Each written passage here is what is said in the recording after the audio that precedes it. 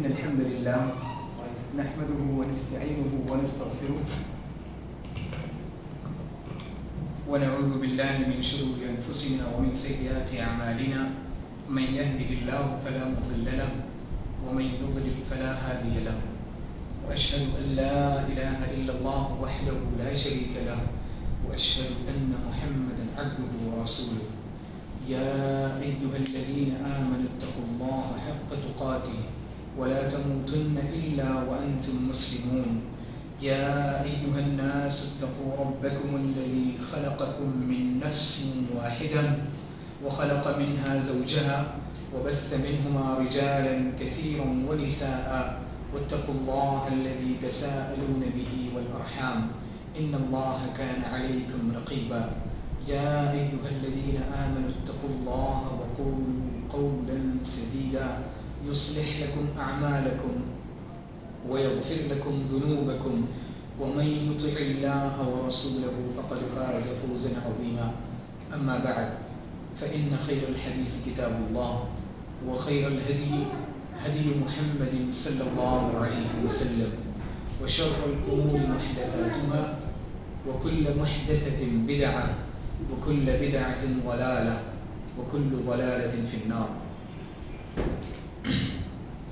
محترم حاضرین، اللہ رب العالمین کا بہت شکر و احسان ہے، بہت شکر و احسان ہے کہ اس نے ہمیں آج کی اس مجلس میں دین کی باتیں سننے کی اور دین کی باتیں سننے کے لیے جمع ہونے کی توفیق عطا فرمائی. اللہ رب العالمین سے دعا ہے کہ ہمارے اس مجلس میں حاضر ہونے کو، دین کی باتیں سننے کو اللہ رب العالمین قبول فرمائے اور اسے ہم سب کی مغفرت کا ذریعہ بنائے. اللہ رب العالمین قرآن مجید میں ارشاد فرماتے ہیں وَخُلِقَ الْإِنسَانُ ضَعِيفًا. اللہ رب العالمین نے قرآن مجید میں انسانوں کی بہت ساری صفتیں بتائی ہیں کہ انسان لالچی ہے، انسان جلد باز ہے. ان میں سے ایک بہت اہم صفت انسان کی ضعیف ہے، یعنی انسان بہت کمزور مخلوق ہے. اللہ رب العالمین فرماتے ہیں وَخُلِقَ الْإِنسَانُ ضَعِيفًا. انسان بہت کمزور مخلوق ہے، یعنی انسان دنیا کی جو شہوتیں ہیں، دنیا کی جو خوبصورتیاں ہیں، اس میں بہت جلدی آ جاتا ہے، بہت جلدی بہک جاتا ہے. اس کمزور مخلوق کی ہدایت کے لیے اللہ رب العالمین نے ہر قوم میں اور ہر زمانے میں انبیاء کو بھیجا. اللہ رب العالمین قرآن مجید میں ارشاد فرماتے ہیں وَإِن مِّنْ أُمَّةٍ إِلَّا خَلَا فِيهَا نَذِيرٌ، کہ ہر کوئی بھی قوم ایسی نہیں گزری جس میں اس کمزور مخلوق کی ہدایت کے لیے نبیوں کو یا رسولوں کو نہ بھیجا گیا ہو. ہم امت محمدیہ، ہم پر اللہ رب العالمین کا بے انتہا فضل و کرم ہے کہ اس نے ہماری ہدایت کے لیے ہمارے نبی جناب محمد رسول اللہ صلی اللہ علیہ وسلم کو بھیجا. اللہ کے نبی صلی اللہ علیہ وسلم کی جو امتیازی خصوصیات ہیں ان کو خود اللہ رب العالمین نے قرآن مجید میں بیان فرمایا ہے. اللہ رب العالمین قرآن مجید میں بیان فرماتے ہیں لَقَدْ جَاءَكُمْ رَسُولٌ مِّنْ أَنفُسِكُمْ عَزِيزٌ عَلَيْهِ مَا عَنِتُّمْ حَرِيصٌ عَلَيْكُمْ بِالْمُؤْمِنِينَ رَءُوفٌ رَحِيمٌ، کہ تم میں ایک ایسا رسول بنا کر بھیجا گیا ہے جو تمہارے ہی درمیان سے نکلا ہوا ہے، جو تمہارے ہی درمیان سے، یعنی تم انسانوں ہی میں سے. مشرکین مکہ کو خطاب کرتے ہوئے کہا جا رہا ہے. اس رسول کی خاص بات یہ ہے کہ اس رسول کو وہ چیزیں تکلیف دہ ہوتی ہیں جو تم پر مشقتیں آتی ہیں، جو مشقتیں تم جھیلتے ہو، اس رسول کو اس سے تکلیف ہوتی ہے. یہ رسول اتنا رحم دل ہے. اور بالمؤمنین رؤوف الرحیم، یہ رسول مومنوں کے لیے انتہائی رحم دل ہے، انتہائی مشفق ہے. اگر آپ اللہ کے نبی صلی اللہ علیہ وسلم کی سیرت میں دیکھیں تو آپ کو اندازہ ہوگا کہ اللہ کے نبی صلی اللہ علیہ وسلم اس امت کے لیے کتنے رحم دل اور کتنے مشفق تھے. اللہ کے نبی صلی اللہ علیہ وسلم نے ایک حدیث میں اس کو بہت کم لفظوں میں بیان کیا ہے. اللہ کے نبی صلی اللہ علیہ وسلم ارشاد فرماتے ہیں کہ إِنَّهُ لَيْسَ شَيْءٌ يُقَرِّبُكُمْ إِلَى الْجَنَّةِ إِلَّا وَقَدْ أَخْبَرْتُكُمْ بِهِ، کہ دنیا میں کوئی بھی ایسی چیز نہیں ہے، کوئی بھی ایسا عمل نہیں ہے جو تمہیں جنت سے قریب نہ کر دے اور میں نے تمہیں اس کے بارے میں نہ بتایا. اور کوئی بھی ایسا عمل نہیں ہے وَلَيْسَ شَيْءٌ يُبْعِدُكُم مِّنَ النَّارِ إِلَّا وَقَدْ أَنذَرْتُكُم مِّنْهُ. کوئی بھی ایسا عمل نہیں ہے جو تمہیں جہنم کے قریب لے جائے یا جہنم سے دور نہ کر دے لیکن میں نے تمہیں اس کے بارے میں نہ بتایا. تو یہ اللہ کے نبی صلی اللہ علیہ وسلم کی اس امت پر شفقت ہے, اس امت پر ان کی رحمت کی دلالت ہے کہ انہوں نے ہر اس چیز کے بارے میں بتایا جو چیز ہم مسلمانوں کو جنت سے قریب کر دی ہے, اور ہر اس چیز سے ڈرایا جو ہم مسلمانوں کو جہنم کے نزدیک لے جاتی ہے. اگر آپ اللہ کے نبی صلی اللہ علیہ وسلم کی احادیث میں غور کریں گے تو چند ایسی چیزیں ہیں جو بہت خطرناک ہیں, اتنی خطرناک ہیں کہ اللہ کے نبی صلی اللہ علیہ وسلم ان سے نماز میں بھی پناہ مانگتے تھے, نماز کے بعد بھی پناہ مانگتے تھے, صبح کی دعاؤں میں بھی اللہ کے نبی صلی اللہ علیہ وسلم نے ان سے پناہ مانگی ہے, اور شام کی دعاؤں میں بھی اللہ کے نبی صلی اللہ علیہ وسلم نے ان سے پناہ مانگی ہے. اتنے خطرناک ہیں, یہ اتنے خطرناک ہیں کہ ایک عام آدمی اگر اللہ رب العالمین کی رحمت اور اللہ رب العالمین کا کرم اس کے ساتھ نہ ہو تو ان چیزوں سے نہیں بچ سکتا. اسی لیے بار بار ان چیزوں سے پناہ مانگنے کا حکم دیا گیا ہے. یہ چیزیں بہت خطرناک ہیں. خود اللہ کے نبی صلی اللہ علیہ وسلم ان سب چیزوں سے پناہ مانگتے تھے. میں ان میں سے کچھ چیزیں آپ کے سامنے پیش کرنے کی کوشش کروں گا, اس لیے کہ وقت ہمارے پاس بہت کم ہوتا ہے. حضرت عائشہ رضی اللہ تعالیٰ عنہ کی روایت ہے صحیح مسلم کے اندر کہ اللہ کے نبی صلی اللہ علیہ وسلم نماز میں, کس میں؟ نماز میں. اس لفظ پہ غور کیجئے, نماز میں ایک انسان اللہ رب العالمین کے بہت قریب ہوتا ہے. تو اللہ کے نبی صلی اللہ علیہ وسلم نماز میں ان چیزوں سے پناہ مانگا کرتے تھے. کیا ہے پہلی چیز؟ اللہم انی اعوذ بک من عذاب القبر. اے اللہ رب العالمین میں قبر کے عذاب سے تجھ سے پناہ, قبر کے عذاب سے تیری پناہ چاہتا ہوں. دوسری چیز وَأَعُوذُ بِكَ مِن فِتْنَةِ الْمَسِيحِ الدَّجَّالِ, میں دجال کے فتنے سے تیری پناہ چاہتا ہوں. اور تیسری چیز وَأَعُوذُ بِكَ مِنْ عَذَابِ جَهَنَّمِ, میں جہنم کے عذاب سے تیری پناہ چاہتا ہوں. اور چوتھی چیز وَأَعُوذُ بِكَ مِنْ فِتْنَةِ الْمَحْيَا وَالْمَمَاتِ, میں زندگی اور موت کے فتنوں سے تیری پناہ چاہتا ہوں. اور پانچویں چیز وَأَعُوذُ بِكَ مِنَ الْمَأْثَمِ وَالْمَغْرَمِ, میں گناہوں سے اور قرض سے تیری پناہ چاہتا ہوں. آج ہم کوشش کریں گے کہ ان 5 چیزوں میں جو اللہ کے نبی صلی اللہ علیہ وسلم نے ان 5 چیزوں سے جو پناہ مانگی ہے, ہم کوشش کریں گے کہ ہر چیز پر ہم رکیں اور ہر چیز پر غور کریں اور ہر چیز کی خطرناکی پر غور کریں تاکہ ہمیں اندازہ ہو کہ اللہ کے نبی صلی اللہ علیہ وسلم نے کیوں ان چیزوں سے پناہ مانگی ہے. ان میں سب سے پہلی چیز جو ہے وہ ہے عذاب قبر. ایک اور روایت میں حضرت عائشہ رضی اللہ تعالیٰ عنہ سے روایت ہے, حضرت عائشہ رضی اللہ تعالیٰ عنہ سے روایت ہے کہ اللہ کے نبی صلی اللہ علیہ وسلم ارشاد فرماتے ہیں جب تم آخری تشہد میں بیٹھو, آخری تشہد میں نماز میں, تو 4 چیزوں سے اللہ کی پناہ چاہو. وہ 4 چیزیں یہی ہیں, یہ آخری چیز اس کے اندر نہیں ہے, یہ جو آخری چیز ہے یہ اس کے اندر نہیں ہے. صحیح مسلم کی روایت میں اس آخری چیز کا اضافہ ہے. لیکن ہم شروع کرتے ہیں عذاب قبر سے. آپ جانتے ہیں کہ اللہ رب العالمین نے انسان کو جب اس دنیا میں بھیجا ہے تو اسے اس دنیا میں بھیجنے کا ایک مقصد بتایا ہے. کیا مقصد ہے وہ؟ عبادت. جی اللہ کی عبادت. جی, تو عبادت صرف رمضان میں کرنی ہے یا پوری زندگی کرنی ہے؟ جی, تو ہمارا جو دین ہے یہ سیزنل دین نہیں ہے, یہ پوری زندگی اور موت تک کا دین ہے. تو اللہ رب العالمین نے ایک انسان کو جب اس دنیا میں بھیجا ہے تو اللہ رب العالمین نے اسے اس کا مقصد سمجھا دیا ہے. وَمَا خَلَقْتُ الْجِنَّ وَالْإِنسَ إِلَّا لِيَعْبُدُونِ, جن اور انسان دونوں کو اللہ رب العالمین نے اپنی عبادت کے لیے اس دنیا میں بھیجا ہے. اللہ رب العالمین قرآن مجید میں سورہ ملک میں دوسری جگہ ارشاد فرماتے ہیں الذی خلق الموت والحیات لیبلوکم ایکم احسن عملا, کہ وہی وہ ذات ہے جس نے زندگی اور موت دونوں کو پیدا کیا تاکہ وہ انسانوں کو آزمائے کہ کون سا شخص اچھا عمل کرنے والا ہے.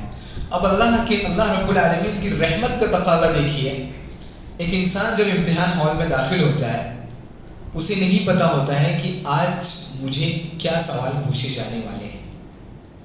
لیکن اللہ رب العالمین کی رحمت کا تقاضا دیکھیے کہ اللہ رب العالمین نے انسان کو جب اس دنیا میں بھیجا ہے تو اسے سوالات بتا دیے ہیں کہ قبر میں تم سے کیا سوال کیے جائیں گے. پرچہ آؤٹ ہو چکا ہے, یا آج کے زمانے کے آپ لحاظ سے آپ کہیں کہ پرچہ لیک ہو گیا ہے. یعنی اللہ رب العالمین نے ایک انسان کو جب اس دنیا میں بھیجا ہے تو اسے بتا دیا ہے کہ یہ سوال تم سے پوچھے جانے والے ہیں. کیا سوال ہیں جو قبر میں پوچھے جانے والے ہیں؟ کون بتائے گا؟ ہمارا رب کون؟ جی ہمارا رب کون؟ ہمارا دین کیا ہے؟ تمہاری طرف جو شخص بھیجے گئے تو ان کے بارے میں کیا کہنا؟ جی, تمہارا رب کون ہے؟ من ربک، ما دینک، تمہارا دین کون سا ہے، اور تمہارے نبی کون سے ہیں. یہ 3 سوال ہیں. اللہ رب العالمین نے ہر انسان کو ان 3 سوالوں کو بھی بتا دیا ہے, اور اللہ رب العالمین کی رحمت دیکھیں کہ اللہ رب العالمین نے ان 3 سوالوں کے جوابات بھی بتا دیے ہیں. اب ایک ذہین مسلمان کو اپنی عقل استعمال کرتے ہوئے، اپنا ایمان، اپنا تقوی، اپنا شعور استعمال کرتے ہوئے کیا کرنا ہے کہ ان 3 سوال کی زندگی بھر تیاری کرنی ہے، اور ان 3 سوالوں کے مطابق اپنی زندگی کو گزارنے کی کوشش کرنی ہے. ہر وہ مسلمان جو اللہ رب العالمین پر ایمان رکھتا ہو، توحید والا ہو، اللہ رب العالمین خود بخود اسے قبر کے امتحان میں پاس کر دیں گے انشاءاللہ. اللہ رب العالمین سے اس نے زنے. تو جب قبر میں انسان کو دفنایا جاتا ہے تو اس سے 3 سوال کیے جاتے ہیں. من ربک، ما دینک، من نبیک، تمہارا رب کون ہے، تمہارا دین کیا ہے، اور تمہارے نبی کون سے ہیں. یہ 3 سوال اگر کسی انسان نے پاس کر لیے تو حدیث میں جیسے آتا ہے کہ اس کے لیے جنت کی کھڑکی کھول دی جاتی ہے، اس کے لیے جنت کی ہوائیں آتی ہیں.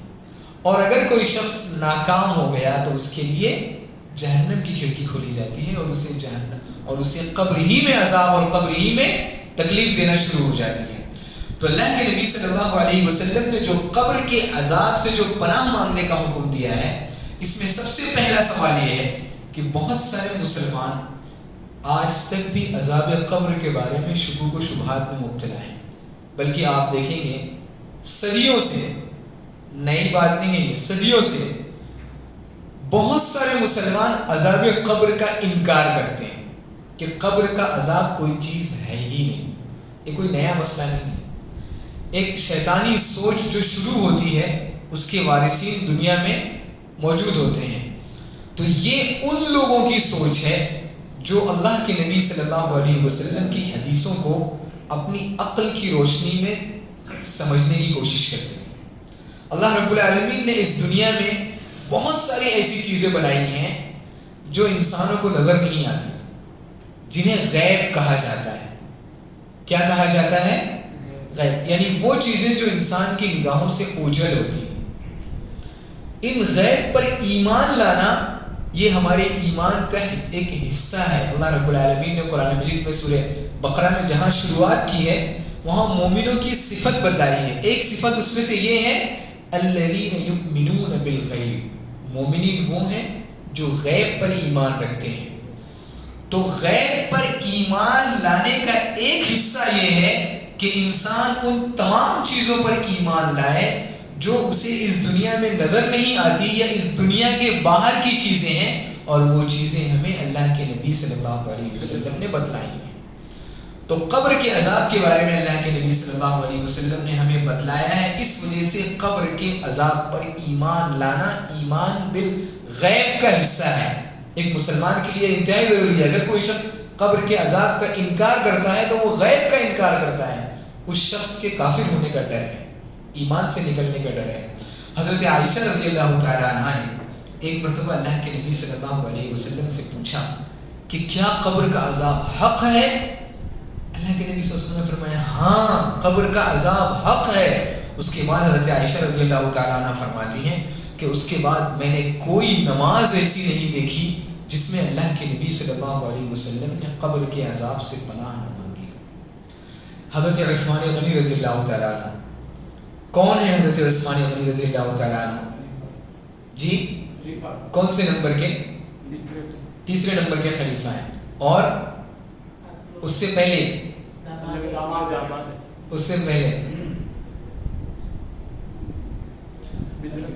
ہاں جی نہیں، ایک اور چیز جو ان کی سب سے زیادہ خاص بات ہے، حضرت عثمان غنی رضی اللہ تعالیٰ عنہ، جی اس پوائنٹ پہ میں آنا چاہتا تھا. یہ ان 10 صحابہ میں سے ایک ہیں جن کو اللہ کے نبی صلی اللہ علیہ وسلم نے ایک بیٹھک میں جنت کی بشارت دی. عشرہ مبشرہ کہتے ہیں ان کو. وہ 10 صحابہ جن کو اللہ کے نبی صلی اللہ علیہ وسلم نے ایک بیٹھک میں جنت کی بشارت دی ہے، ان میں سے حضرت عثمان غنی رضی اللہ تعالیٰ عنہ ہیں. اس سے آپ کو ان کے دینی مقام کا اندازہ ہو سکتا ہے کہ وہ کتنے نیک، کتنے عبادت گزار اور اللہ رب العالمین کے کتنے نیک بندے ہوں گے.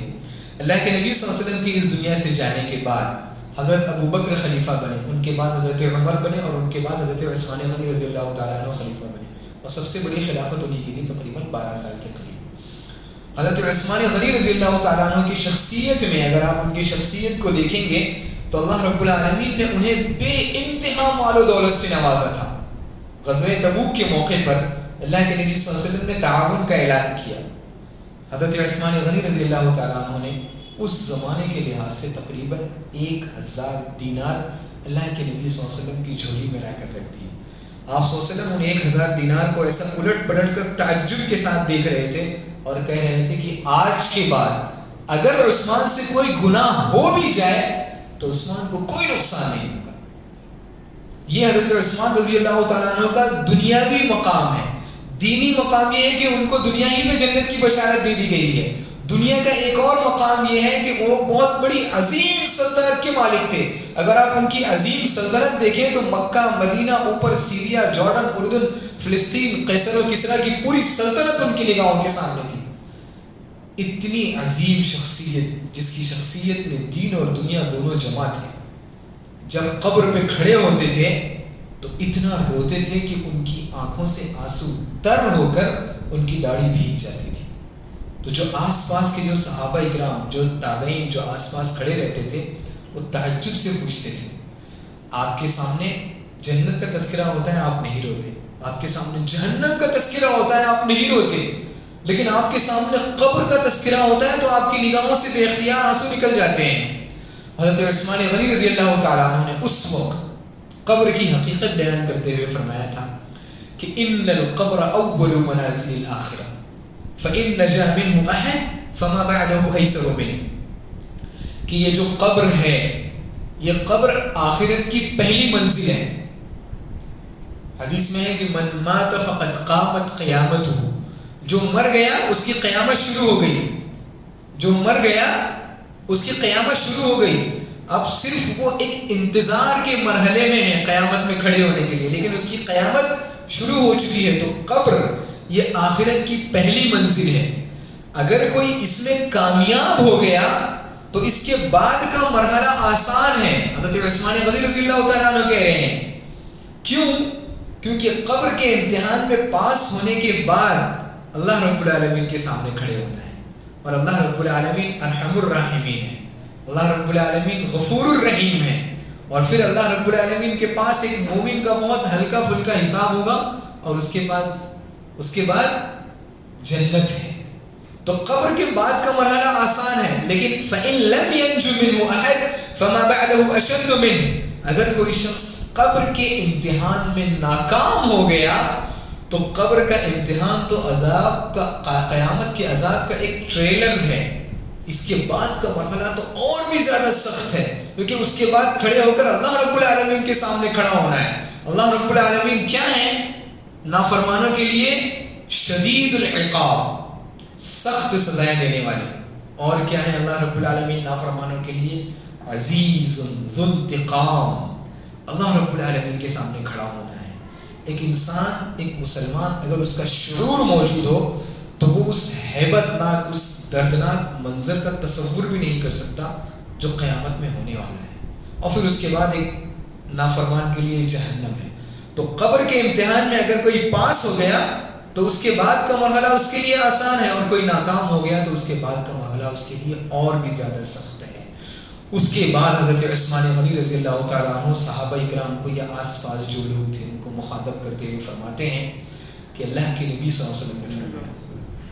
حضرت عثمان غنی اللہ کے نبی صلی اللہ علیہ وسلم کی حدیث بیان کر رہے ہیں کہ اللہ کے نبی صلی اللہ علیہ وسلم ارشاد فرماتے ہیں کہ ما رأيت منظرا قط الا والقبر افظع منه، کہ میں نے قبر سے زیادہ بھیانک اور دردناک منظر دنیا میں کوئی نہیں دیکھا. اللہ کے نبی صلی اللہ علیہ وسلم ارشاد فرماتے ہیں. ایک اور حدیث اللہ کے نبی صلی اللہ علیہ وسلم ارشاد فرماتے ہیں کہ اللہ کے نبی صلی اللہ علیہ وسلم ایک قبرستان سے گزر رہے تھے. اللہ کے نبی صلی اللہ علیہ وسلم کو وحی کے ذریعے پتہ چلا کہ قبر میں عذاب ہو رہا ہے. دوسری روایت میں کہ اللہ کے نبی صلی اللہ علیہ وسلم کا جو جانور تھا وہ بدکنے لگا. کیا ہونے لگا؟ بدکنے لگا. تو اللہ کے نبی صلی اللہ علیہ وسلم کو پتہ چلا کہ اس قبر کے اندر عذاب دیا جا رہا ہے. اب دیکھیے ایک روایت ہے، یہاں یہ بات میں بطور ضمناً آپ کو بیان کر رہا ہوں، یعنی بیچ میں بات آ گئی تو میں آپ کو بیان کر رہا ہوں. ہمارے بہت سارے مسلمان بھائی جو دین کا دعویٰ کرتے ہیں، اللہ کے نبی صلی اللہ علیہ وسلم سے محبت کا دعویٰ کرتے ہیں، جو یہ کہتے ہیں کہ اللہ کے نبی صلی اللہ علیہ وسلم عالم الغیب تھے، غیب جانتے تھے، وہ اس سے کس طرح استدلال کرتے ہیں یہ میں آپ کو بتا رہا ہوں. وہ یہ کہتے ہیں کہ اللہ کے نبی صلی اللہ علیہ وسلم کا جو جانور تھا وہ بدکنے لگا، تو اللہ کے نبی صلی اللہ علیہ وسلم کے جانور کو بھی پتہ لگ گیا کہ نیچے کیا ہو رہا ہے. تو اللہ کے نبی صلی اللہ علیہ وسلم کی کیا شان ہے، پھر سب لوگ سبحان اللہ پڑھتے ہیں. سمجھ رہے ہیں؟ یہ بات کہنے میں تو بہت اچھی ہے، لیکن اگر ایک انسان علم کی روشنی میں اس کا جواب تلاش کرنا چاہے تو بہت آسان ہے. اللہ کے نبی صلی اللہ علیہ وسلم کیا ہیں؟ نبی. نبی کہتے ہیں خبر دینے والے کو. کس چیز کو؟ خبر دینے والے کو. اور جب کوئی شخص خبر دے رہا ہے تو اس کے اوپر بھی کوئی اسے خبر دے رہا ہے. سمجھ رہے ہیں آپ؟ اور ہمارا ایمان کیا ہے کہ اللہ کے نبی صلی اللہ علیہ وسلم پر وحی اترتی تھی. وحی کون لاتا ہے؟ جبرائیل لاتے ہیں. اور جبرائیل کس کے حکم سے وحی لاتے ہیں؟ تو اصل علم تو اللہ رب العالمین کے پاس ہے. اللہ رب العالمین نے جبرائیل علیہ السلام کو بتایا، اور جبرائیل علیہ السلام نے ہمارے نبی جناب محمد رسول اللہ صلی اللہ علیہ وسلم کو بتایا. جب اللہ کے نبی صلی اللہ علیہ وسلم کو وہ چیز بتا دی گئی تو وہ چیز غیب نہیں رہی. غیب وہ ہے جو انسان کی نگاہوں سے اوجھل ہو. جب آپ صلی اللہ علیہ وسلم کو وہ چیز بتا دی گئی تو وہ چیز غیب نہیں رہی. خیر یہ ہمارا موضوع نہیں ہے، انشاءاللہ پھر کبھی اس موضوع پہ. تو اللہ کے نبی صلی اللہ علیہ وسلم نے اس وقت صحابہ کرام سے پوچھا کہ یہ جو 2 قبروں میں عذاب ہو رہا ہے یہ کون لوگ ہیں؟ تو اللہ کے نبی صلی اللہ علیہ وسلم کو بتایا گیا ہے کہ یہ پرانے زمانے کے دفن کیے ہوئے لوگ ہیں. اللہ کے نبی صلی اللہ علیہ وسلم نے اس وقت صحابہ کرام سے فرمایا کہ ان هذه الامه تبتلى في قبورها فلولا ان تدافنوا لدعوت الله ان يسمعكم من عذاب القبر الذي اسمع منه. کہ یہ امت قبر کے اندر عذاب دی جا رہی ہے، یا اس امت کو قبر کے اندر عذاب دیا جائے گا.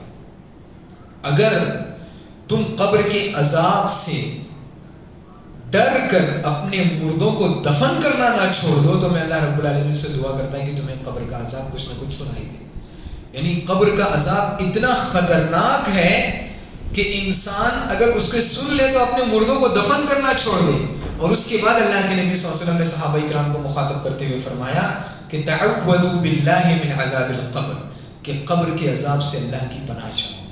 تو صحابہ کرام نے کہا کہ اے اللہ رب العالمین ہم قبر کے عذاب سے اللہ رب العالمین تیری پناہ چاہتے ہیں. ایک اور روایت میں اللہ کے نبی صلی اللہ علیہ وسلم ارشاد فرماتے ہیں کہ قبر کا جو عذاب ہوتا ہے اسے انسانوں کے علاوہ جو زمین پر جو جانور ہیں یہ بھی سنتے ہیں.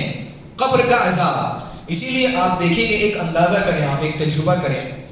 عام طور سے قبرستان کے آس پاس کبھی کبھی کتے بہت زیادہ بھونکتے ہیں.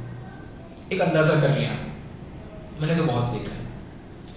اور ابن تیمیہ رحمۃ اللہ علیہ فرماتے ہیں کہ کبھی کبھی کچھ گھوڑوں کو بدہضمی کی بیماری لگ جاتی تھی تو وہ کیا کرتے تھے، ان گھوڑوں کے یا ان جانوروں کو، ہمارے کچھ لوگ جو اپنے آپ کو اہل بیت سے محبت کا دعویٰ کرتے ہیں، میں ان کا نام نہیں لوں گا، شاید آپ سمجھ رہے ہوں گے، اہل بیت سے محبت کا دعویٰ کرتے ہیں یا حضرت علی سے محبت کا دعویٰ کرتے ہیں، ان کی قبروں کے پاس اپنے جانوروں کو لے جایا کرتے تھے.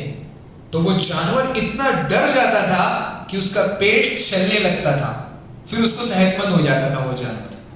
سمجھ رہے ہیں آپ؟ یہ بات میں آپ سے اس وجہ سے کہہ رہا ہوں کہ قبر کے عذاب کو جانور بھی سنتے ہیں. اگر انسان سن لے تو وہ دفن کرنا چھوڑ دے. تو اللہ کے نبی صلی اللہ علیہ وسلم ارشاد فرماتے تھے کہ قبر کے عذاب سے اللہ کی پناہ چاہو. تو یہ قبر کا عذاب اتنا سخت ہے. اب سوال یہ ہے کہ انسان کو وہ کون کون سے اعمال ہیں جن کی وجہ سے قبر میں عذاب دیا جائے گا. یہ اہم چیز ہے. اللہ کے نبی صلی اللہ علیہ وسلم نے صرف عذاب قبر سے نہیں ڈرایا ہے امت کو, عذاب قبر کی خطرناکی بتائی ہے اس امت کے نافرمان لوگوں کو. لیکن اللہ کے نبی صلی اللہ علیہ وسلم نے ساتھ ساتھ میں یہ ہدایت بھی دی ہے کہ وہ کون سے اعمال ہیں جن سے بچنا ایک مسلمان کے لیے انتہائی ضروری ہے تاکہ اسے قبر میں عذاب نہ دیا جائے. ان میں 2 چیزیں بہت اہم ہیں. پہلی چیز پیشاب کے چھینٹوں سے بچنا. جو شخص بھی پیشاب کے چھینٹوں سے بچنے میں احتیاط نہیں کرتا اسے قبر کا عذاب, یہ قبر کے عذاب کا سبب ہے. اللہ کے نبی صلی اللہ علیہ وسلم ارشاد فرماتے ہیں اکثر عذاب القبر من البول, کہ قبر کا سب سے زیادہ عذاب یہ ان لوگوں کو لیے ہوگا جو پیشاب کے چھینٹوں سے نہیں بچتے تھے. ایک اور حدیث اللہ کے نبی صلی اللہ علیہ وسلم ارشاد فرماتے ہیں, اللہ کے نبی صلی اللہ علیہ وسلم کا گزر ایک قبرستان سے ہو رہا تھا. اللہ کے نبی صلی اللہ علیہ وسلم کو وحی کے ذریعے خبر ملی کہ 2 قبر والوں کو عذاب دیا جا رہا ہے. اللہ کے نبی صلی اللہ علیہ وسلم نے پوچھا کہ یہ 2 لوگ کون ہیں؟ آپ صلی اللہ علیہ وسلم کو بتایا گیا. تو اللہ کے نبی صلی اللہ علیہ وسلم نے فرمایا کہ یہ جو 2 قبر والے ہیں ان کو جو عذاب دیا جا رہا ہے ان میں سے ایک وہ شخص ہے جو پیشاب کے چھینٹوں سے احتیاط نہیں برتتا تھا. اگر آپ غور کریں گے, ایک شخص اگر پیشاب کے چھینٹوں سے احتیاط نہ برتے تو اس کا کپڑا ناپاک رہے گا, اور اگر اس نے اسی کپڑے میں نماز پڑھی تو اس کی نماز ناپاکی کی حالت میں شمار کی جائے گی, نتیجتاً اس کی نماز نہیں ہوگی. تو اللہ کے نبی صلی اللہ علیہ وسلم اس احتیاط سے ایک مسلمان کو بتا رہے ہیں کہ پیشاب کے چھینٹوں سے محفوظ رہنا کیوں ضروری ہے, کیونکہ اگر اسی لباس میں اس انسان نے عبادت کر لی کہ وہ عبادت بھی قبول نہیں ہوگی. تو یہ پہلا سبب تھا پیشاب کے چھینٹوں سے محفوظ نہ رہنا. دوسرا سبب عذاب قبر کا وہ ہے ایک مسلمان کی غیبت کرنا. اللہ رب العالمین کے یہاں قرآن مجید اور اللہ کے نبی صلی اللہ علیہ وسلم کے یہاں حدیث مبارکہ میں ایک مسلمان کی عزت بہت اہم ہے. اسلام میں ایک مسلمان کی عزت کا احترام یہ بہت اہم چیز ہے. اللہ رب العالمین نے اس دین کو جو نازل کیا ہے اس کے 5 بڑے مقصد ہیں. پوری شریعت جو ہماری ہے اسلام, آپ پورا حکم دیکھ لیں, پوری شریعت دیکھ لیں, آپ کو یہ شریعت 5 چیزوں کی حفاظت کے لیے آئی ہے. ایک انسان کی جان کی حفاظت, ایک انسان کے مال کی حفاظت, ایک انسان کی دولت کی حفاظت یعنی مال کی حفاظت, ایک انسان کی عزت کی حفاظت, ایک اس کی نسل کی حفاظت. یہ جو 5 چیزیں ہیں پوری اسلامی شریعت ان کے ارد گرد گھومتی ہے کہ ایک انسان کی جان کی حفاظت کی جائے, ایک انسان کے مال کی حفاظت کی جائے, ایک انسان کی عزت کی حفاظت کی جائے, ایک انسان کی نسل کی حفاظت کی جائے. یہ 5 چیزیں. تو ایک انسان کی عزت کی حفاظت اتنی اہم ہے اللہ رب العالمین کے یہاں کہ ایک انسان, ایک مسلمان کی عزت کی حفاظت کے لیے اللہ رب العالمین نے دوسرے مسلمان پر اس کی غیبت کرنے کو حرام قرار دیا ہے. اور آپ خود جانتے ہیں, آپ خطبوں میں سنتے ہوں گے کہ غیبت کتنا بڑا جرم ہے, کتنا بڑا گناہ ہے اسلام میں. ایک انسان جب کسی مسلمان کی غیبت کرتا ہے تو گویا کہ وہ اس کی توہین کرتا ہے, پیٹھ پیچھے اس کی برائیاں کرتا ہے. اسی طرح ایک مسلمان پر تہمت لگانے کو, بہتان لگانے کو شریعت نے اس پر سزا کا حکم دیا ہے. تو یہ ایک مسلمان کی عزت کا اصل احترام یہ ہے کہ آپ اس کی غیبت نہ کریں. اگر کوئی شخص غیبت کرتا ہے تو وہ نہ صرف دنیا میں رسوا ہوگا بلکہ اللہ رب العالمین اسے قبر میں بھی عذاب دیں گے, اور اسے آخرت میں بھی وہ شخص کیا ہوگا. اللہ کے نبی صلی اللہ علیہ وسلم نے ایک حدیث میں بڑا پیارا لفظ استعمال کیا ہے. بتائیں کوئی ایک ایسا شخص جو مسلمانوں کی غیبت کرتا ہو, جو مسلمانوں پر ظلم کرتا ہو, اس کے لیے اللہ کے نبی صلی اللہ علیہ وسلم نے بہت پیارا لفظ استعمال کیا ہے. یہ تو قرآن میں ہے. قیامت کے دن اس کے لیے اللہ کے نبی صلی اللہ علیہ وسلم نے مفلس کا لفظ استعمال کیا ہے، فقیر کا، یعنی ایسا شخص قیامت میں کیا ہوگا؟ مفلس ہوگا، کیونکہ جس شخص کی اس نے غیبت کی ہوگی اسے اس کے نیک اعمال دے دیے جائیں گے، اور یہ شخص جو دنیا میں عبادت کرتا رہا اور دوسری طرف غیبت بھی کرتا رہا قیامت میں مفلس رہے گا۔ تو غیبت اتنا خطرناک جرم ہے، اتنی خطرناک چیز ہے کہ اللہ کے نبی صلی اللہ رب العالمین دنیا میں بھی جو مسلمان ایک دوسرے مسلمان کی غیبت کرتا ہے اللہ رب العالمین اسے ضرور رسوا کرتے ہیں، قبر میں بھی عذاب دیتے ہیں، اور قیامت میں کھڑی ہونے کے بعد بھی وہ شخص مفلس رہے گا۔ اب آپ تصور کریں کہ قبر کا عذاب کتنا سخت ہے، کیوں اللہ کے نبی صلی اللہ علیہ وسلم نے اس سے پناہ چاہیے؟ تو یہ ہے قبر کے عذاب کی سختی۔ دوسری چیز اللہ کے نبی صلی اللہ علیہ وسلم نے جس سے پناہ چاہیے ہے وہ ہے زندگی اور موت کا فتنہ۔ میں ترتیب نہیں باقی رکھ رہا ہوں اس لیے کہ ترتیب ہمارے یہاں زیادہ اہم نہیں ہے۔ زندگی اور موت کا فتنہ، زندگی کا فتنہ کیا ہے؟ آپ لوگوں میں سے کوئی چیز بتائیں۔ مال اور اولاد، اور دوسری چیزیں مال اور اولاد، اور اللہ رب العالمین قرآن مجید میں ارشاد فرماتے ہیں زُيِّنَ لِلنَّاسِ حُبُّ الشَّهَوَاتِ من النساء والبنين والقناطير المقنطرة من الذهب والفضة۔ اللہ رب العالمین نے اس دنیا کو بہت خوبصورت بنایا ہے، اور اللہ رب العالمین نے اس دنیا میں انسانوں کو آزمائش کے لیے بھیجا ہے۔ اللہ رب العالمین نے انسان کو اس کی عبادت کو، اس کی زندگی میں آنے کا مقصد بھی بتلا دیا ہے کہ عبادت کرنا ہے زندگی بھر موت تک، اور اللہ رب العالمین نے اسی کے ساتھ دنیا کو خوبصورت بھی بنایا ہے۔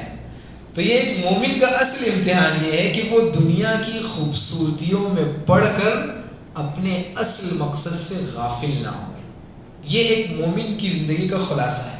تو اللہ رب العالمین نے اس دنیا میں جو خوبصورتیاں پیدا کی ہیں ان میں سے ایک خوبصورتی مال کی خوبصورتی ہے۔ مال انسان کو بہت زیادہ پسندیدہ ہے۔ ہم نے شاید پچھلے ہفتے اس کو بیان کیا ہوگا، اللہ رب العالمین نے سورہ عادیات میں اسے بیان فرمایا ہے کہ وَإِنَّهُ لِحُبِّ الْخَيْرِ لَشَدِيدٌ، کہ انسان مال کے معاملے میں بڑا لالچی ہے۔ تو دولت کا فتنہ اتنا خطرناک ہے، دولت اتنی خوبصورت چیز ہے کہ یہ دل کو لبھا دینے والی چیز ہے۔ تو دولت کا فتنہ زندگی کی خوبصورتیوں میں سے ایک خوبصورتی ہے۔ تو دولت حقیقت میں کوئی ایک آزمائش ہے، دولت کوئی بری چیز نہیں ہے۔ اسلام نے دولت کو بری نگاہ سے نہیں دیکھا ہے، آپ اس پوائنٹ کو سمجھیں۔ دولت کو اسلام نے بری نگاہ سے نہیں دیکھا ہے، اس پہ کوئی اور لیکچر ہوگا انشاءاللہ کسی اور وقت۔ اللہ کے نبی صلی اللہ علیہ وسلم نے دولت مند بننے کی دعا مانگی ہے، اللہم انی اسألک الغنی، اور قرآن مجید میں اللہ رب العالمین نے دعا سکھلائی ہے ربنا آتنا فی الدنیا حسنہ۔ دنیا کی نیکی کیا ہے؟ دولت دنیا کی نیکیوں میں سے ایک اچھائیوں میں سے ایک اچھائی ہے۔ تو اللہ رب العالمین، اللہ کے نبی صلی اللہ علیہ وسلم نے اللہ رب العالمین سے دولت طلب کی ہے، دولت مانگی ہے، اس لیے کہ اسلام میں فقیر رہنا کوئی اچھی چیز نہیں ہے۔ جو آدمی فقیر ہوتا ہے وہ گناہ کے زیادہ قریب ہوتا ہے، یا کبھی کبھی کفر کے زیادہ قریب ہوتا ہے۔ اس کی فقیری، اس کی غربت اسے کفر تک لے جاتی ہے۔ اللہ کے نبی صلی اللہ علیہ وسلم نے جو حدیث بیان فرمائی ہے، دعا نماز میں ایک دعا سکھلائی ہے اللہم انی اعوذ بک من الفقر والکفر۔ اللہ رب العالمین، اللہ کے نبی صلی اللہ علیہ وسلم نے فقر، غریبی کو کفر سے جوڑا ہے، کیونکہ فقیری کبھی کبھی انسان کو کفر کی طرف لے جاتی ہے۔ تو جو دولت ہے، یہ دولت فی نفسی ہی حقیقت میں کوئی بری چیز نہیں ہے، دولت کا استعمال اصل چیز ہے۔ یہ جو دولت ہے انسان کے لیے ایک آزمائش ہے، دنیا کی خوبصورت چیز ہے دولت۔ اب یہ ایک انسان کی ذہانت پر ہے کہ وہ اس دولت کو صرف دنیا کمانے کے لیے استعمال کرے یا جنت کمانے کے لیے استعمال کرے۔ اللہ رب العالمین نے اس دنیا میں ہر انسان کو کچھ نہ کچھ حیثیت سے نوازا ہے، کسی کو دولت دی، کسی کو علم دیا، کسی کو حیثیت دی، منصب دیا، اور کسی کو کچھ نہیں دیا یا کسی کو اولاد دی۔ ہر شخص کو اللہ رب العالمین نے جس دولت سے نوازا ہے، جس نعمت سے نوازا ہے، وہ نعمت اس کے لیے امتحان ہے۔ چاہے تو وہ اس نعمت کو استعمال کر کے جنت کما لے، اور چاہے تو وہ اس نعمت کو ضائع کر کے اپنے آپ کے لیے تباہی اور بربادی کا راستہ دیکھ لے۔ ہم دولت کے معاملے میں دیکھیں، اللہ کے نبی صلی اللہ علیہ وسلم کے وہ صحابہ جنہیں اللہ کے نبی صلی اللہ علیہ وسلم نے ایک بیٹھک میں جنت کی بشارت دی، حضرت ابو بکر صدیق رضی اللہ تعالیٰ عنہ، حضرت عمر بن الخطاب رضی اللہ تعالیٰ عنہ، حضرت عثمان غنی رضی اللہ تعالیٰ عنہ، اگر میں فہرست پوری گناؤں گا تو لمبی ہو جائے گی. حضرت عبد الرحمن بن عوف رضی اللہ تعالیٰ عنہ, میں ان 4 صحابہ کا آپ کے سامنے تذکرہ کروں گا. حضرت ابو بکر رضی اللہ تعالیٰ عنہ مکہ کے مالدار لوگوں میں سے ایک تھے. مکہ کے مالدار لوگوں میں سے ایک تھے. ان کا بہت بڑا بزنس تھا. یہی وجہ ہے کہ اگر آپ کو یاد ہوگا, اگر آپ تاریخ پڑھتے ہوں گے, سیرت پڑھتے ہوں گے, اللہ کے نبی صلی اللہ علیہ وسلم اور حضرت ابو بکر جب مکہ سے ہجرت کر کے مدینہ تشریف لائے تو ایک درخت کے نیچے بیٹھے تھے, دھوپ ہو رہی تھی. جب دھوپ ہوئی حضرت ابو بکر نے سایہ کیا اللہ کے نبی صلی اللہ علیہ وسلم پر. تب لوگوں کو پتا چلا کہ جس شخص پر سایہ کیا جا رہا ہے یہ اللہ کے نبی صلی اللہ علیہ وسلم ہے, ورنہ لوگ آ کر حضرت ابو بکر کو سلام کر رہے تھے. آپ سمجھ رہے ہیں کیوں؟ کیونکہ حضرت ابو بکر تاجر تھے اور تاجر کے تعلقات ہوتے ہیں. تو حضرت ابو بکر کو مدینہ میں لوگ پہلے سے جانتے تھے, بہت بڑے تاجر تھے حضرت ابو بکر رضی اللہ تعالیٰ عنہ. دوسرے حضرت عمر رضی اللہ تعالیٰ عنہ بہت بڑے تاجر تھے. اتنی دولت تھی ان کے پاس کہ غزوہ تبوک کے موقع پر اپنی آدھی دولت انہوں نے اللہ کے نبی صلی اللہ علیہ وسلم کے پاس صدقہ کر دی تھی. آپ جانتے ہیں تفصیل. حضرت عثمان رضی اللہ تعالیٰ عنہ, ان کا لقب ہی غنی ہے, وہ سب سے زیادہ مالدار صحابی تھے. حضرت عبد الرحمن بن عوف رضی اللہ تعالیٰ عنہ, وہ اتنے مالدار تھے, اتنے بڑے تاجر تھے کہ ان کے انتقال کے بعد ان کی پراپرٹی سونے کی ڈلیاں تھی بڑی بڑی, اس کو کلاڑی سے کاٹ کر ان کی بیویوں میں تقسیم کیا گیا. شریعت میں جو حصہ بیوی میں تقسیم کیا جاتا ہے وہ 1.8 ہوتا ہے, یعنی پوری دولت کا 8واں حصہ. 8واں حصہ کلاڑی سے سونے کاٹ کر تقسیم کیے جا رہے ہیں. آپ سوچیں کہ بچوں کو کتنا دیا گیا ہوگا. بچوں کو 1.2 دیا جاتا ہے, یا بچیاں ہوں تو ان کو 1.3 دیا جاتا ہے. تو آپ سوچیں کتنے بڑے دولت مند ہوں گے.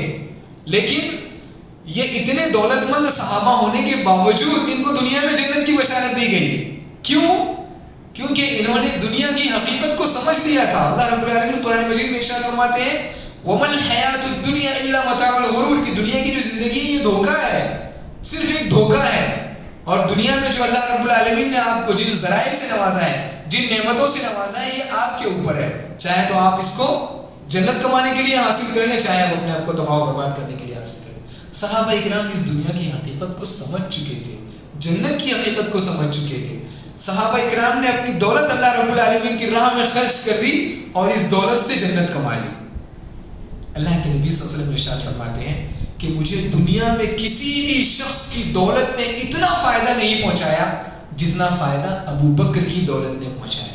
اور اللہ کے نبی صلی اللہ علیہ وسلم نے دوسری جگہ ارشاد فرمایا کہ میں اس دنیا میں سب سے زیادہ اگر کسی شخصیت کا احسان مند ہوں تو وہ ابو بکر کا احسان ہے.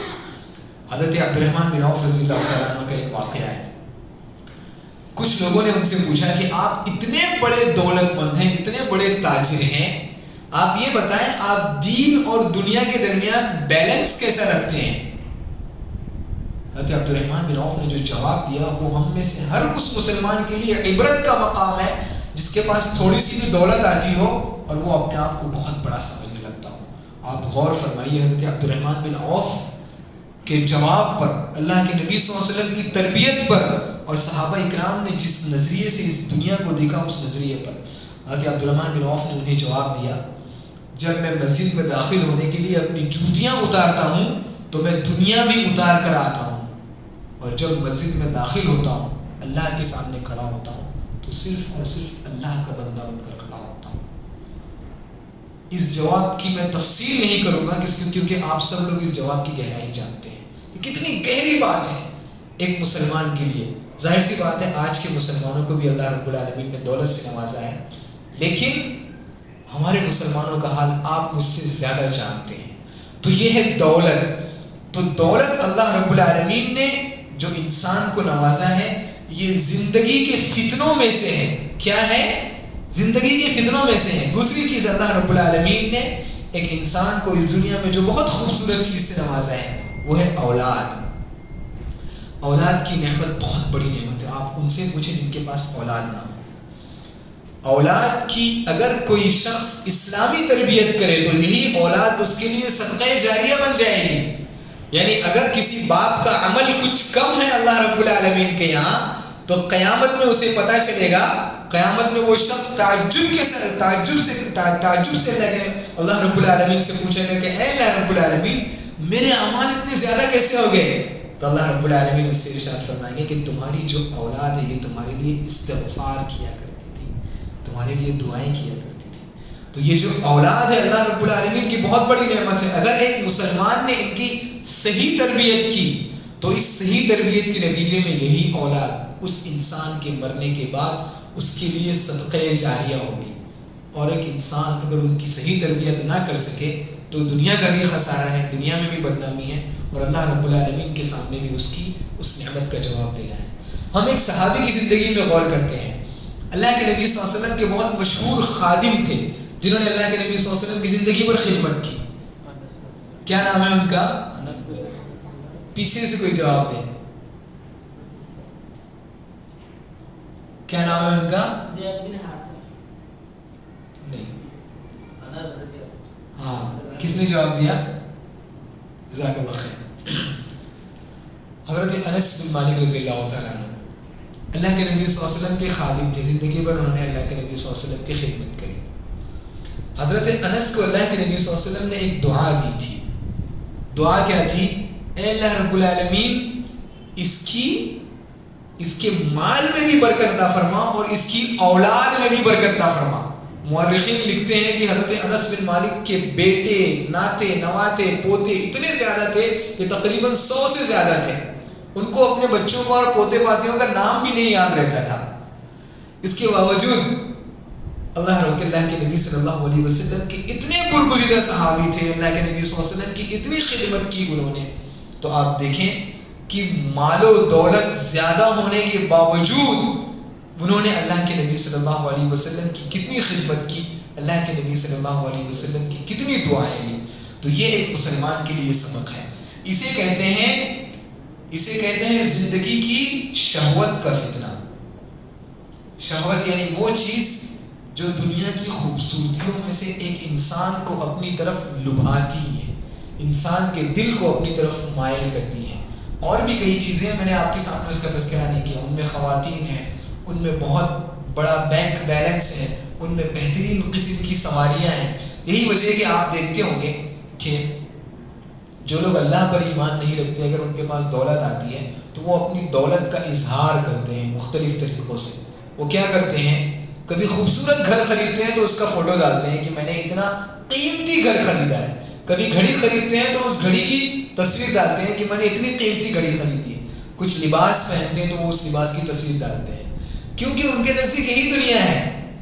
ان کے نزدیک دنیا کا یہی معیار ہے کہ دنیا کی نعمتیں جس سے سب سے زیادہ مل جائے وہ دنیا میں اتنا ہی زیادہ کامیاب ہے. اسے ایک لفظ استعمال کیا جاتا ہے، اسے کہتے ہیں سکسیس. یعنی جس کو دنیا کی جتنی دولت مل گئی وہ اتنا زیادہ سکسیس ہے. یہ تصور غلط ہے. ہمارا ایک مومن کا یہ تصور نہیں ہے. مومن ان تمام چیزوں کو ایک آزمائش کی نظر سے دیکھتا ہے. یہ ہے شہوت کا فتنہ. ایک اور چیز ہے جسے کہتے ہیں شبہات کا فتنہ. زندگی کے فتنوں میں سے ایک اہم فتنہ ہے شبہات کا فتنہ. شبہات کا فتنہ یہ ہے کہ کبھی کبھی انسان کے ذہن میں ایک ایسا خیال آتا ہے، وہ اپنی طرف سے دین میں نئی چیز ایجاد کر لیتا ہے اور وہ اسے عبادت سمجھنے لگتا ہے اور عبادت سمجھ کے اسے کرنے لگتا ہے. بعد میں اگر آپ اس کی حقیقت جانیں گے تو پتہ چلے گا کہ یہ چیز اللہ کے نبی صلی اللہ علیہ وسلم کی سنت کے خلاف ہے. لیکن وہ مسلمان اس چیز کو، دین میں نئے کام کو اتنی من دھن تھکن سے کرتا ہے کہ اس کے لیے اپنی دولت بھی قربان کرتا ہے، اپنا وقت بھی قربان کرتا ہے، حالانکہ وہ چیز اللہ کے نبی صلی اللہ علیہ وسلم کی سنت کے خلاف ہوتی ہے. اس کی سب سے بڑی مثال ابھی پچھلا مہینہ گزرا ہمارے پاس، ربیع الاول کا مہینہ گزرا. ہم بہت سارے ہمارے مسلمان بھائیوں نے بہت دھوم دھام سے اللہ کے نبی صلی اللہ علیہ وسلم کا جشن بھی منایا، عید بھی منائی اور میلاد بھی منایا. 3 چیزیں منائی. آپ تھوڑی دیر کے لیے تصور کریں، اللہ کے نبی صلی اللہ علیہ وسلم سے سب سے زیادہ محبت کرنے والے اللہ کے نبی صلی اللہ علیہ وسلم کے صحابہ کرام تھے. اتنی محبت کرتے تھے اللہ کے نبی صلی اللہ علیہ وسلم کے صحابہ کرام کہ جب بھی کسی صحابی کا نام آتا ہے تو ہماری زبان سے بے اختیار ایک جملہ نکلتا ہے. کیا ہے وہ جملہ؟ کیا ہے وہ جملہ؟ رضی اللہ عنہ. کیا مطلب ہے اس جملے کا؟ بہت بہتر، ماشاء اللہ، بارک اللہ فیک۔ اللہ ان سے راضی ہوا، ٹھیک ہے۔ اگر آپ اپنے کسی دوست کے بارے میں کہہ رہے ہیں کہ مجھے اپنے اس دوست پر پورا بھروسہ ہے، مطلب یہ ہے کہ آپ اس دوست کی تنہائیاں جانتے ہیں، اس دوست کی کچھ ایسی چیزیں جانتے ہیں جو دوسرا شخص نہیں جانتا، اس کی پوری تنہائی یا اس کے پوری زندگی کے معاملات آپ کی نگاہوں کے سامنے ہیں، تب آپ اس شخص کے بارے میں کہتے ہیں کہ مجھے اس پہ بھروسہ ہے یا مجھے اس پر اطمینان ہے، ٹھیک ہے۔ اللہ رب العالمین نے صحابہ کرام کے بارے میں فرمایا ہے کہ میں ان سے راضی ہوا۔ کسی سے راضی ہونا یہ انسان کے دل کا معاملہ ہوتا ہے، کسی پر اطمینان کرنا یہ ظاہری معاملہ ہوتا ہے، کسی سے راضی ہونا یہ انسان کے دل کا معاملہ ہوتا ہے۔ اور اللہ رب العالمین دل کے بھیدوں کو جانتے ہیں۔ مطلب یہ ہے کہ اللہ رب العالمین نے صحابہ کرام کے دلوں کا پورا اسکین کر لیا تھا، پورا امتحان لے لیا تھا، دلوں کو چھان لیا تھا۔ اس کے بعد اللہ رب العالمین نے انہیں یہ دنیا کا سب سے بڑا اعزاز، سب سے بڑا تمغہ، سب سے بڑا ایوارڈ دیا، رضی اللہ عنہ، کہ اللہ ان سے راضی ہو گیا۔ اللہ سے راضی ہونے کا مطلب یہ ہے کہ اللہ نے ان کے دل کو پورا چھان لیا ہے، ان کے دل میں ذرہ برابر بھی اللہ رب العالمین کے لیے نافرمانی نہیں ہے، اللہ رب العالمین کے لیے قربانی ہے۔ یہ ہے رضی اللہ عنہ کا مطلب۔ تو یہ جو صحابہ اکرام ہیں، آپ دیکھیں کہ یہ سب سے زیادہ اللہ کے نبی صلی اللہ علیہ وسلم سے محبت کرنے والے تھے، لیکن ان سب کے باوجود ربیع الاول کا مہینہ ان کی زندگی میں بے شمار مرتبہ آیا، اور ان میں بہت سارے صحابہ تھے جنہیں خلیفہ بنایا گیا، بہت سارے صحابہ ایسے تھے جن کے پاس بے شمار دولت تھی، بہت سارے صحابہ ایسے تھے جو کئی چیزوں کے مالک تھے، لیکن ان سب کے باوجود ان صحابہ اکرام نے ربیع الاول کے مہینے میں کوئی جشن نہیں منایا، کوئی عید نہیں منائی، کوئی میلاد نہیں منایا۔ اگر آپ ربیع الاول کی تاریخ دیکھیں گے، ربیع الاول اتنا اہم مہینہ ہے اسلام کی تاریخ کا کہ اس مہینے میں اسلام میں 3 بڑے واقعات ہوئے ہیں، اور یہ تینوں واقعات اللہ کے نبی صلی اللہ علیہ وسلم کی زندگی سے جڑے ہوئے ہیں۔ اس مہینے میں اللہ کے نبی صلی اللہ علیہ وسلم اس دنیا میں آئے، اس مہینے میں اللہ کے نبی صلی اللہ علیہ وسلم مکہ سے ہجرت کر کے مدینہ تشریف لائے، اسی مہینے میں اللہ کے نبی صلی اللہ علیہ وسلم اس دنیا سے گئے۔ یہ 3 بڑے بڑے واقعات ہیں ہماری تاریخ کے، اور یہ تینوں واقعات اللہ کے نبی صلی اللہ علیہ وسلم کی شخصیت سے جڑے ہوئے ہیں۔ لیکن صحابہ اکرام نے کبھی ایسا نہیں کیا کہ چلو ربیع الاول کے مہینے میں کسی دن بیٹھ جاتے ہیں، اللہ کے نبی صلی اللہ علیہ وسلم کی ولادت کا تذکرہ کرتے ہیں، چلو بیٹھ جاتے ہیں کسی دن، مکہ کی جو ہجرت تھی، مکہ کی جو زندگی ہے، اس کی تکلیف اور اس کی مشقت کا تذکرہ کرتے ہیں، چلو بیٹھ جاتے ہیں کسی دن، غم مناتے ہیں اللہ کے نبی صلی اللہ علیہ وسلم کی اس دنیا سے جانے کا۔ صحابہ اکرام نے کبھی ایسا نہیں کیا۔ جب بعد میں اللہ کے نبی صلی اللہ علیہ وسلم کی سنت سے لوگوں کا تعلق کمزور ہونے لگا تو لوگوں نے نئی نئی بدعتیں ایجاد کر لی۔ ان میں سے ایک بدعت میلاد کی بدعت ہے۔ اب آپ دیکھیں صدیاں گزر چکی ہیں، آج کے زمانے میں آپ دیکھیں کہ جو لوگ میلاد مناتے ہیں وہ کس طرح میلاد مناتے ہیں، وہ پٹاخے پھوڑتے ہیں، ہے کہ نہیں؟ اگر میں غلط ہوں تو بتا دینا۔ کیا میلاد میں ہمارے نوجوان مسلمان بھائی میوزک بجا کر روڈ پہ ڈانس نہیں کرتے ہیں؟ کیا میلاد میں ہماری مسلمان باپردہ خواتین کیا بے پردہ ہو کر اپنی بے پردگی کا مظاہرہ کرتے ہوئے روڈ پہ کھڑی نہیں ہوتی، نعرے نہیں لگاتی؟ ایک مسلمان خاتون کی آواز بھی پردہ ہے۔ لیکن آپ تعجب کریں گے ایک شیطان جب انسان کو بہکاتا ہے دین کے لحاظ سے، دینی لحاظ سے، تو وہ کتنا بہکاتا ہے۔ مسلمان یہ تمام حرکتیں کرتے ہیں، پٹاخے بھی پھوڑتے ہیں، ناچ گانے بھی کرتے ہیں، ان کی خواتین روڈ پہ بھی نکلتی ہیں، یہ سب کام وہ کس وجہ سے کرتے ہیں؟ کیا سمجھ کر کرتے ہیں؟ دین سمجھ کر کرتے ہیں۔ یہ سب سے بڑی مصیبت ہے۔ آپ سمجھ رہے ہیں؟ ایک انسان، ایک مسلمان جب بدعت کرتا ہے تو وہ دین سمجھ کر کرتا ہے۔ مسلمان اتنی جو اس میں غلط حرکتیں کر رہے ہیں یہ دین سمجھ کر کر رہے ہیں، اس چیز پر انہیں ثواب ملے گا یا گناہ ملے گا؟ بولے، اس میں سے ہر چیز اللہ کے نبی صلی اللہ علیہ وسلم کی سنت کے خلاف ہے۔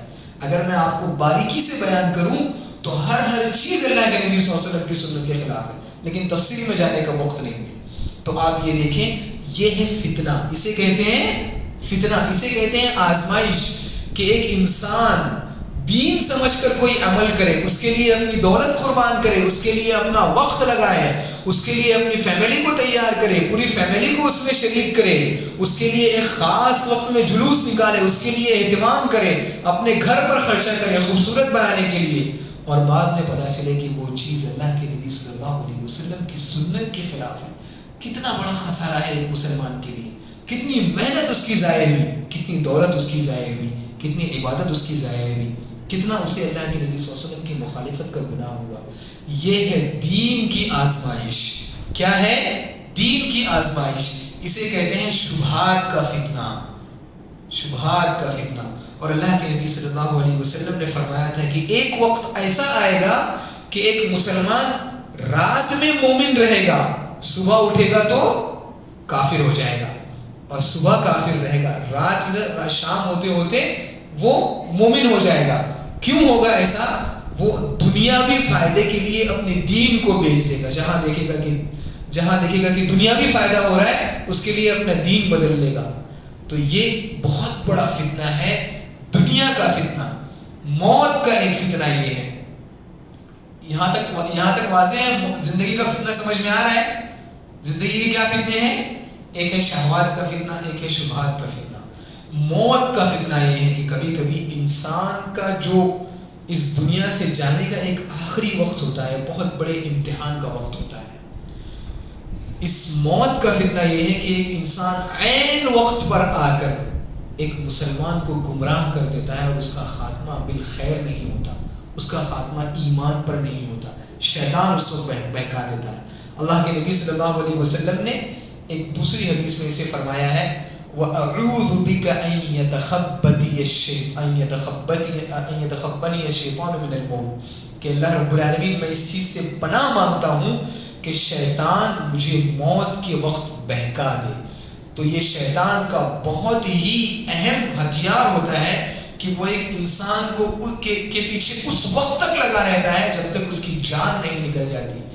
آخری وقت میں بھی وہ شیطان اس مومن کو، اس مسلمان کے لیے آزمائش بنا رہتا ہے۔ تو اللہ رب العالمین نے اس چیز سے، اللہ کے نبی صلی اللہ علیہ وسلم نے اس چیز سے مسلمان کو پناہ مانگنے کا حکم دیا ہے۔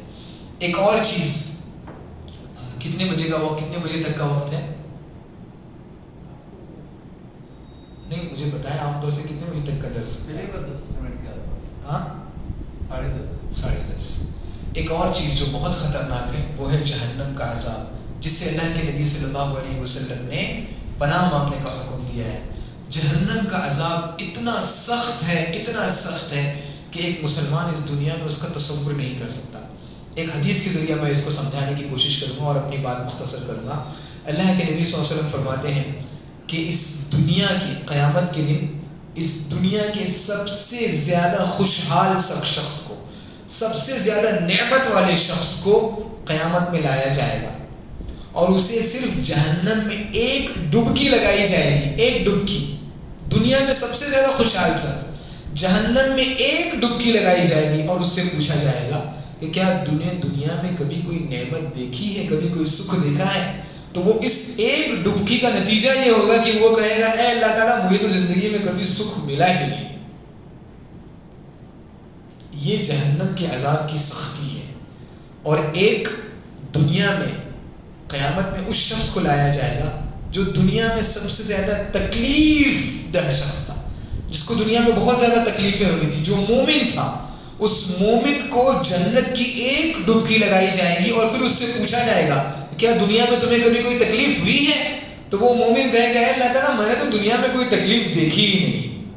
تو یہ جنت اور جہنم کی کیفیت ہے کہ جہنم میں ایک ڈبکی لگانے کے بعد انسان اس دنیا کی ساری آشائشوں کو بھول جائے گا۔ جہنم کا عذاب بہت سخت ہے۔ وہ چیزیں جن سے جہنم کا عذاب ہوتا ہے وہ آپ سب جانتے ہیں۔ ان میں سے ایک سب سے اہم چیز ہے کفر، اس کے بعد ہے شرک، اس کے بعد ہے نفاق۔ اللہ رب العالمین سے دعا ہے کہ اللہ رب العالمین ہمیں جہنم سے بھی بچائے، جہنم کے عذاب سے بھی بچائے، اور جہنم میں لے جانے والے تمام اعمال سے بھی بچائے۔ ایک اور بہت اہم چیز ہے، وہ ہے دجال کا فتنہ۔ دجال آپ جانتے ہیں کہ ایک اتنا بڑا ٹاپک ہے کہ اس کے لیے خطبہ جمعہ بھی کم ہے، لیکن میں آپ کو مختصر انداز میں سمجھا دوں۔ دجال کا فتنہ اتنا بڑا فتنہ ہے، اللہ کے نبی صلی اللہ علیہ وسلم ارشاد فرماتے ہیں کہ ہر نبی نے اپنی امت کو اس فتنے سے ڈرایا ہے، دجال کے فتنے سے ڈرایا ہے، ہر نبی نے ڈرایا ہے، اللہ کے نبی صلی اللہ علیہ وسلم نے بھی ڈرایا ہے۔ اور جیسا کہ میں نے آپ کو پہلے بتایا، اللہ کے نبی صلی اللہ علیہ وسلم اس امت کے ساتھ اتنے رحیم، اتنے شفیق ہیں کہ اللہ کے نبی صلی اللہ علیہ وسلم نے دجال کے بارے میں ہر باریک سے باریک چیز کے بارے میں امت کو بتلایا ہے۔ دجال کا جسم کیسا ہوگا اللہ کے نبی صلی اللہ علیہ وسلم نے بتلایا ہے، جسم میں چہرہ کیسا ہوگا یہ بھی اللہ کے نبی صلی اللہ علیہ وسلم نے بتلایا ہے، چہرے میں آنکھ کیسی ہوگی یہ بھی اللہ کے نبی صلی اللہ علیہ وسلم نے بتلایا ہے، اس کی پیشانی پہ کیا لکھا ہوگا یہ بھی اللہ کے نبی صلی اللہ علیہ وسلم نے بتلایا ہے، وہ کہاں سے نکلے گا یہ بھی اللہ کے نبی صلی اللہ علیہ وسلم نے بتلایا ہے، اس کے ساتھ جو لوگ ہوں گے وہ کون ہوں گے، وہ کون سا لباس پہنے ہوئے ہوں گے یہ بھی اللہ کے نبی صلی اللہ علیہ وسلم نے بتلایا ہے، وہ کہاں جائے گا، مدینہ میں کہاں تک آئے گا، اللہ کے نبی صلی اللہ علیہ وسلم نے ان جگہوں کے بارے میں باقاعدہ نام لے کر بتایا ہے کہ ان جگہوں پہ وہ آئے گا، اور میں ان جگہوں پہ جا چکا ہوں، اللہ کا شکر ہے، اس وجہ سے میں آپ کو بتا رہا ہوں۔ اللہ کے نبی صلی اللہ علیہ وسلم نے یہ بھی بتلایا ہے کہ اس کے ساتھ کتنا لشکر ہوگا، یہ بھی بتلایا ہے کہ وہ مدینہ کے بعد کس جگہ جائے گا، یہ بھی بتلایا ہے کہ وہ قتل کیسے ہوگا، یہ بھی بتلایا ہے کہ اس کا ساتھ دینے والے کون ہوں گے۔ اللہ کے نبی صلی اللہ علیہ وسلم ارشاد فرماتے ہیں کہ میں نے تمہیں دجال سے بہت واضح انداز میں ڈرایا ہے۔ اللہ کے نبی صلی اللہ علیہ وسلم نے دجال کی ہر چیز بتلائی ہے۔ دجال کا جو سب سے بڑا فتنہ ہوگا وہ اتنا بڑا فتنہ ہوگا کہ اس کے ہاتھ میں جنت ہوگی ایک طرف جہنم ہوگی۔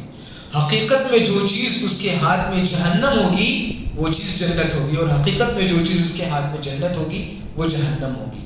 دجال کا فتنہ اتنا بڑا فتنہ ہوگا کہ وہ جس زمین سے گزرے گا اس زمین کو حکم دے گا کہ اے زمین اپنے اندر کے خزانے باہر نکال، تو وہ زمین اپنے اندر کے خزانے باہر نکال دے گی، وہ مردے کو زندہ کر کے دکھا دے گا۔ تو اس وقت لوگوں کا ایمان کمزور ہو چکا ہوگا، تو ایک باطل اپنی پوری قوت کے ساتھ پوری خوبصورت انداز میں انسانوں کے سامنے ہوگا، اور وہ باطل اتنا فریب والا ہوگا کہ ایک کمزور ایمان والا شخص اس سے دھوکے میں کھا جائے گا اور اسے دجال کو اپنا رب سمجھ لے گا۔ یہ ہے دجال کا فتنہ۔ باطل اتنا طاقتور ہو جائے گا، اتنا خوبصورت ہو جائے گا، اتنا طاقتور ہو جائے گا کہ ایک انسان اسے خدا سمجھ لے گا۔ اس کے سامنے اگر بہت مضبوط ایمان والا شخص ہو اس فتنے کے سامنے، تبھی وہ شخص اس سے محفوظ رہے گا دجال سے، ورنہ جو ہلکا پھلکا کمزور ایمان والا شخص ہوگا وہ اس کے سامنے ویسے ہی رہ جائے گا۔ تو اللہ کے نبی صلی اللہ علیہ وسلم نے دجال کے فتنے سے اس وجہ سے پناہ مانگی ہے کہ ایک کمزور ایمان والا شخص اس کے سامنے اسے اپنا ایمان ڈگمگاتا ہوا محسوس ہوگا، کیونکہ اس کا فتنہ اتنا طاقتور ہوگا، اس کا فتنہ اتنا خوبصورت ہوگا۔ اس وجہ سے اللہ کے نبی صلی اللہ علیہ وسلم نے اس سے پناہ مانگنے کا حکم دیا ہے۔ اس میں اور بھی تفصیل ہے۔ دوسری چیز، ایک اور اہم چیز جس سے اللہ کے نبی صلی اللہ علیہ وسلم نے پناہ مانگنے کا حکم دیا ہے وہ ہے گناہ ایک مسلمان کے اعمال کو بہت زیادہ تباہ و برباد کر دیتے ہیں۔ اس کی تفصیل کا وقت نہیں ہے۔ ایک اہم چیز جس سے اللہ کے نبی صلی اللہ علیہ وسلم نے پناہ مانگنے کا حکم دیا ہے وہ ہے قرض۔ حضرت عائشہ رضی اللہ تعالیٰ عنہ پوچھتی ہیں اللہ کے نبی صلی اللہ علیہ وسلم سے کہ اللہ کے نبی صلی اللہ علیہ وسلم کیا بات ہے کہ آپ بہت زیادہ اللہ رب العالمین سے قرض کی پناہ چاہتے ہیں، کیا بات ہے؟ تو اللہ کے نبی صلی اللہ علیہ وسلم نے حضرت عائشہ کو مخاطب کرتے ہوئے فرمایا تھا کہ اے عائشہ، جب ایک انسان قرض لیتا ہے تو وہ جھوٹ بولتا ہے، جب ایک انسان قرض لیتا ہے تو وہ وعدہ خلافی کرتا ہے، اور وعدہ خلافی کرتا ہے تو جھوٹ بولتا ہے۔ تو ایک قرض لینے والا شخص اپنے آپ کو خود بخود کئی گناہوں کے دلدل میں پھنسا دیتا ہے، وعدہ خلافی کرتا ہے، اپنے مسلمان بھائی سے جھوٹ بولتا ہے، اسے دھوکہ دیتا ہے، بلکہ کبھی کبھی جان بھی لے لیتا ہے۔ قرض اتنی خطرناک چیز ہے۔ تو اللہ کے نبی صلی اللہ علیہ وسلم نے ان تمام چیزوں سے پناہ مانگی ہے، اور بھی بہت ساری چیزیں ہیں جن سے اللہ کے نبی صلی اللہ علیہ وسلم نے پناہ مانگی ہے، لیکن یہ اتنی خطرناک چیزیں ہیں کہ اللہ کے نبی صلی اللہ علیہ وسلم ان سے نماز میں پناہ مانگا کرتے تھے، نماز کے بعد بھی پناہ مانگا کرتے تھے، صبح کی دعاؤں میں بھی اللہ کے نبی صلی اللہ علیہ وسلم نے ان سے پناہ مانگی ہے، شام کی دعاؤں میں بھی ان سے اللہ کے نبی صلی اللہ علیہ وسلم نے پناہ مانگی ہے۔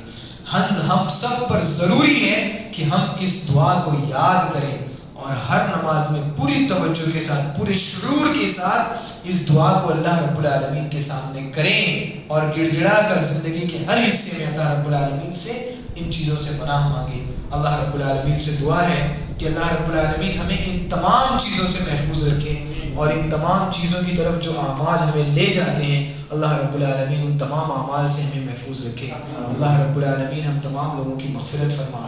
رب العالمین اس پروگرام کا انتظام کرنے والوں کی اور اس پروگرام کی تیاری کرنے والوں کی سب کی مغفرت فرما. رب العالمین ہم تمام حاضرین کی مغفرت فرما. آمین. تقبل یا رب العالمین.